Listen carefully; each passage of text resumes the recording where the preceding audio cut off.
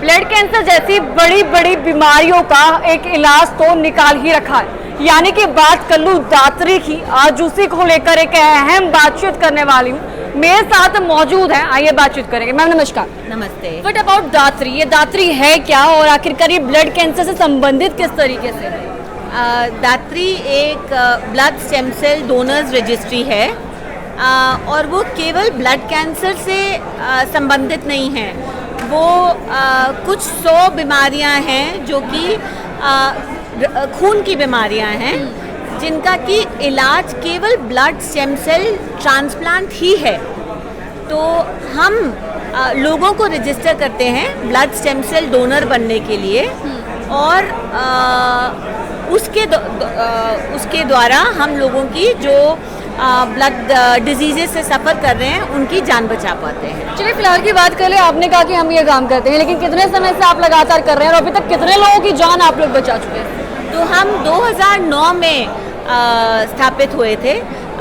वो भी इसलिए क्योंकि उस टाइम पे हिंदुस्तान में ऐसी कोई blood stem cell donors registry थी ही नहीं। पूरे हिंदुस्तान में नहीं? पूरे हिंदुस्तान में हम हिंदुस्तान की ओल्डेस्ट और largest blood stem cell donors registry हैं और हमारे पास इस समय कोई 5,60,000 डोनर्स रजिस्टर्ड हैं और 1400 से ऊपर ट्रांसप्लांट फैसिलिटेट करा चुके हैं हम पिछले 15 सालों में। जैसे आपने कहा कि पूरे हिंदुस्तान में सबसे पहला और सबसे लार्जेस्ट है, तो क्या पूरे हिंदुस्तान की अगर आप बात कर रही हैं तो सबसे ज़्यादा भी आपके पास डोनर्स मिलते हैं या इसके अलावा भी कुछ छोटी मोटी जो इस तरीके से और भी जो है खुल चुकी हैं?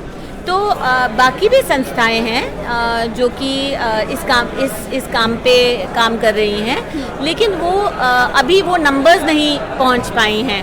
और क्योंकि हम इतनी पुरानी हैं और इतने सालों से इस चीज़ पे काम कर रही हैं और क्योंकि हमारी जो स्थापना है वो भी एक इमोशन से ही हुई थी। क्या हम उसके बारे में जान पाएंगे थोड़ा सा? जी, किस तरह के इमोशंस की बात कर रही हैं आप? जैसे हमारे फाउंडर मेंबर रघु उस टाइम पे अमेरिका में थे 2009 से पहले जी। और उनके बेस्ट फ्रेंड की फियांसे जो थी मंगेशकर जो थी उनको ल्यूकीमिया डायग्नोस हुआ, लेकिन अमेरिका में इतने हिंदुस्तानी रजिस्टर्ड नहीं थे और एथनिसिटी से बहुत फ़र्क पड़ता है। बिल्कुल। और हिंदुस्तान में रजिस्ट्री ही नहीं थी तो वो उनकी जान नहीं बचा पाए। उन्होंने तब कसम ली थी कि जब मैं हिंदुस्तान वापस जाऊंगा तो मैं दात्री बनाऊंगा और इस तरह दात्री का जन्म 2009 में हुआ। तो दात्री का जब जन्म हुआ उसके बाद से लेकर अब तक की अगर बात करें, क्या पूरे हिंदुस्तान में फैल चुकी है ये चीज़ें या सिर्फ हिसार शहर में ही अभी जो है ग्रोथ जो है देखने को मिल रही है? देखिए, बीमारियां हर तरफ हैं। बिल्कुल। तो ऐसा नहीं है कि अवेयरनेस नहीं है, लेकिन हाँ अभी तो बहुत स्कोप पड़ा है। अभी तो हम पूरे पॉपुलेशन के 2% पॉपुलेशन को भी रजिस्टर नहीं कर पाए हैं, नॉट इवन 2%। सो अभी हमारे लिए काम बहुत लंबा है, सफर बहुत लंबा है, ज़्यादा होती जा रही है और हम चाहते हैं कि आप जैसे लोग जो कि हमारा मैसेज आगे पहुंचा सकें और बोल सकें कि सबको आगे आना चाहिए। अपने आप को रजिस्टर कीजिए ब्लड स्टेम सेल डोनर। किस तरीके से रजिस्टर कर सकते हैं? और अगर मैं बात करूं तो ब्लड स्टेम डोनर जो भी है सभी लोग मिलकर जो यहाँ पर पहुँच रहे हैं, जितने भी लोग हैं, तो वो यहाँ पर क्या करते हैं? प्रोसेस क्या रखी हुई है? डॉक्टर्स कहाँ से आते हैं? इसके अलावा सैंपल्स जो लिए जाते हैं वो किस तरीके से लिए जाते हैं? तो यहाँ पे रजिस्ट्रेशन के लिए डॉक्टर्स की हमें ज़रूरत नहीं पड़ती है। ठीक है। हमारी टीम यहाँ पे है। ऑनलाइन भी कर सकते हैं क्या? ऑनलाइन भी हो सकता है। आप ऑनलाइन जा सकते हैं, register to become a donor.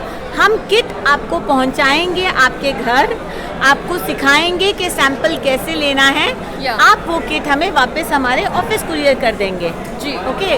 और जब ऐसे ब्लड कैंप्स लगते हैं या बाकी कॉर्पोरेट्स या बाकी जगहों पे हम कैंप्स लगाते हैं तो वहाँ तो 1-on-1 इंटरेक्शन हो जाती है, तो हम लोगों को बहुत कुछ ज़्यादा समझा पाते हैं। जैसे आज ये हमारा हिसार में दूसरा कैंप है जी।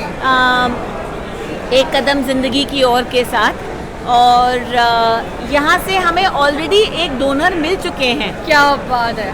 सो अमित कुमार जो हैं, अमित कुमार झा, इन्होंने अभी कुछ महीने पहले ही किसी के लिए डोनेट किया है। ये जो इन्फॉर्मेशन पेशेंट की होती है ये कॉन्फिडेंशियल रखी जाती है 1 साल तक। तो अभी उस बारे में हम बात नहीं कर सकते, लेकिन ये लास्ट ईयर के कैंप का नतीजा है कि अमित हमें मिले और वो किसी की सहायता के लिए आगे एक बात और बताइए, इतने सारे सैंपल्स आप लोग लेते हैं, उनमें से कितने लोग ही जो है कहीं ना कहीं डोनेट कर पाते हैं? कौन सी ऐसी सर्कमस्टेंसेस रहती है उसके बाद उन्हें डोनेशन का मौका मिलता है? देखिए, जब तक ये बेस, रजिस्ट्री का बेस नहीं बढ़ेगा तब तक इतने लोगों की हम सहायता नहीं कर सकते, क्योंकि the chances of finding a match is 1 in a million। एक पेशेंट के लिए chances of finding a match is 1 in a million। Okay, so जब तक हमारी रजिस्ट्री बेस नहीं बढ़ेगी, जब तक हम 5,60,000 से 25 लाख 50 लाख कुछ नहीं बनेंगे, तब तक जो हमारी नीड है वो एड्रेस नहीं हो पाएगी। स्टेम सेल डोनर की अगर मैं बात करूं तो उसमें सबसे पहले क्या देखा जाता है, और जिस तरीके से ब्लड डोनेशन में कहा सिर्फ ब्लड लिया जाता है उनका, तो स्टेम सेल डोनर में क्या क्या चीज़ें हैं जिनको ध्यान में रखा जाता है, और किस तरीके से, क्या अगर कोई व्यक्ति डोनेट करता है तो उसकी बॉडी पर भी असर पड़ेगा या फिर नहीं पड़ेगा? तो इससे पहले कि कोई डोनेट करे, उससे पहले ही हम इतने टेस्ट करवा लेते हैं उनके, क्योंकि हमारे लिए केवल पेशेंट की हेल्थ नहीं, हमारे लिए डोनर की हेल्थ भी बहुत ज़रूरी है। बिल्कुल। तो हम इतने सारे टेस्ट करा लेते हैं, और हमारे medical director, transplant centre doctors, उनसे बाकायदा हमें क्लियरेंस सर्टिफिकेट मिलता है, तभी कलेक्शन होती है। ठीक है, उससे पहले कुछ नहीं होता है। ठीक है। तो और उनकी सेहत पे कोई असर नहीं पड़ता है। आज अमित हमारे में मौजूद है यहाँ पे, और वो यहाँ है ही इसलिए कि वो सबको बता पाए कि देखिए, क्योंकि आप इस बारे में जानते नहीं हैं तो इस बारे में इस चीज़ से डरिए मत। बिल्कुल, आप नॉलेज गैदर कीजिए, और नॉलेज इज़ पावर।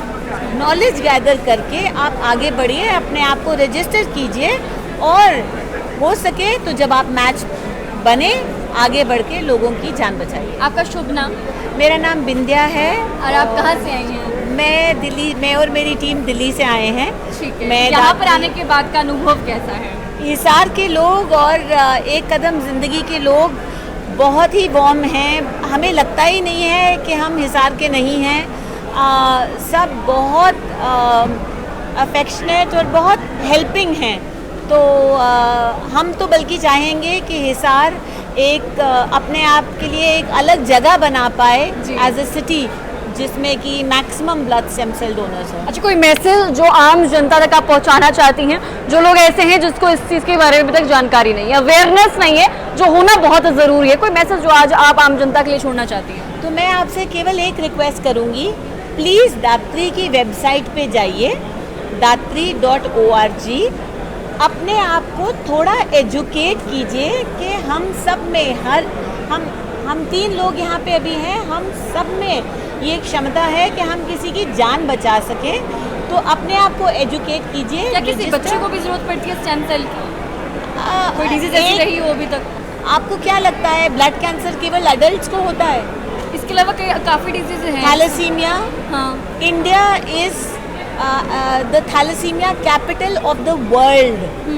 हर साल 10 से 15,000 बच्चे थैलेसीमिया के साथ पैदा होते हैं। तो किसी बड़े का ही वो चाहिए होता है या उसके लिए भी? 18 साल is the minimum age. Okay. 18 to 50 years is our registration age, and the donation age can be 54, 55 depending on how healthy the donor is. Okay.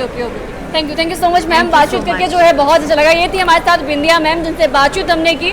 और आपको बता दूं कि अब आप लोग भी इनके साथ जुड़ सकते हैं अगर आप जुड़ना चाहते हैं तो। लेकिन पता है कैसे? आपको ऑनलाइन रजिस्ट्रेशन का भी मौका दिया जा रहा है, साथ ही साथ आप लोग ऑफलाइन कहीं कैंप्स लगते हैं तो वहाँ पर जाकर भी इनकी भागीदारी जो है साथ में निभा सकते हैं। क्या आप क्या कुछ मानते हैं? ज़रूर बताइएगा और वीडियो को शेयर करना ना भूलें।